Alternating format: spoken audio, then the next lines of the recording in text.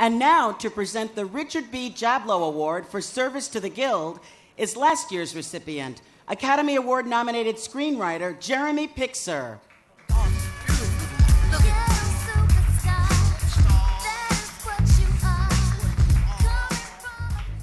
Hello. Before I get started, I just want to say that I picked out this outfit before I knew that Scalia had kicked a bucket. So it's really got nothing to do. It's just pure coincidence. And my Dayglow celebration suit was in the cleaners. Nearly 40 years ago, when Richard B. Jablow Award for Devoted Service to the Guild was established, they couldn't have imagined a recipient as perfect as Melissa Salmons. Not because she would write over 1,100 episodes of daytime drama, which she did. Not because she'd get 4 Writers Guild Awards and 2 Emmys for that work, which she did. No, because of her insanely devoted service to the Writers Guild. In 2004, she became a central part of a movement to revitalize the Guild through greater membership participation. In 2006, she was a founding member of the Committee for an Informed Membership to educate and mobilize members for the upcoming MBA negotiations. In 2007, Melissa was elected to council and served as a member of that negotiating committee. She became amazingly savvy on the minutiae of the contract and was one of the first to recognize the importance of securing jurisdiction on online media. She worked so hard on that committee, in fact, she ended up in the hospital where she required emergency surgery. A week later, she was back in the negotiating room. When the strike came later that year, she used the respect she'd won in the daytime community to achieve a level of solidarity there that was really previously unknown. Since then, she served on the council, on the committee that rewrote the Constitution, on the committee that has been organizing nonfiction television. No wonder in 2011 she decided it was time to cut back on her Guild activities. But what was her version of cutting back? Serving as an alternate trustee on the Health and Pension Board, something that requires a huge learning curve, and traveling across the country at least 4 times a year to protect our most cherished benefits.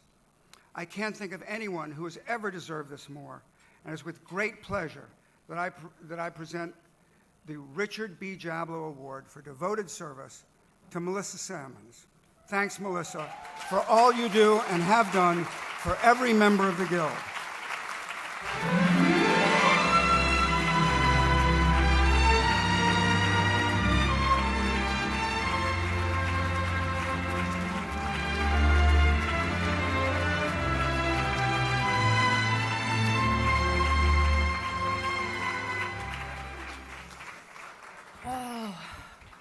Hi. When my friend Penelope Kochel first asked me to get involved at the Guild, it was actually 2006, she said she was sure I would find it interesting. I was sure she was lying. I was sure I had signed up for endless meetings with boring points of order and bad food and everything. I could not have been more wrong because I had landed in the middle of a lot of people who took member-driven very seriously. And by the time I got on board, Tom Fontana, Chris Albers, Warren Light, and that first WGA Empowered slate had already taken care of a lot of the business that we needed to go into the contract fight in 2007.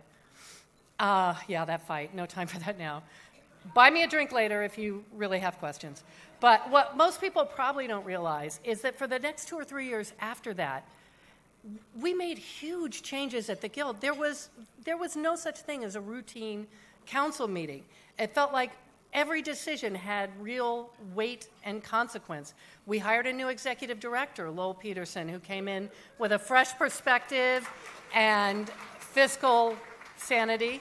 We moved into a new space. We rewrote the Constitution to codify everything that we had learned in the previous 2 years. We revived caucuses. We created new ones for people who were in new media. I think we helped change the whole culture of the Guild.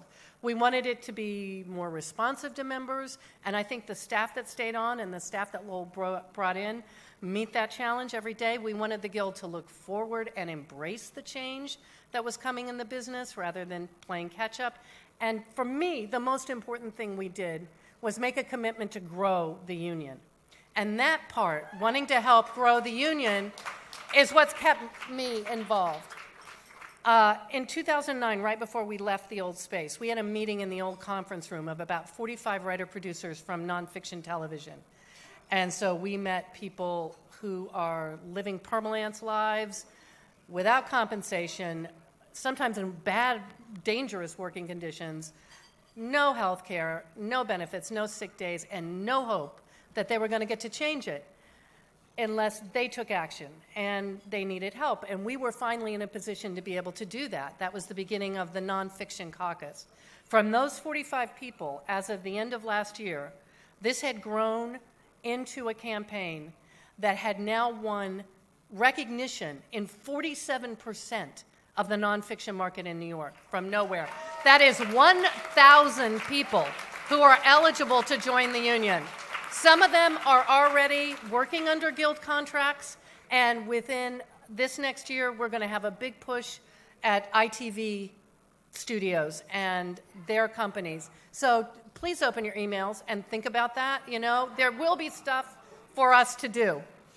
And what's been exciting at the end of this last year is, I think, as a result of the profile that we had developed in the nonfiction campaign, we have people in digital news who come to us to organize. We've had Gawker, Think Progress, Huffington Post, and more who are come to us. So far, that's another 300 young, really young writers working in news, their children. So if you're doing the math at home, that's now 300 new members and another 1,000 who are ready to step in. And this is a union that previously, until now, has had 3,800 members. So that's almost 1,500. It's huge. I am so proud to have stood anywhere near that, let alone had a tiny part of it. Our organizers are so ninja. They are studying them at the Cornell Working Group. We have, in an era when unions are not beloved or helped anywhere, we have been a growing active union. And I am so happy to have been near it. I am grateful for the people I've met. I've made really good friends. I am happy for everything I've gotten to learn, the debates, the big questions, seeing things that we put in motion actually come to fruition. And anyway, so if you ever wanted to get more involved, I would highly recommend it. I swear you would find it interesting. Thank you.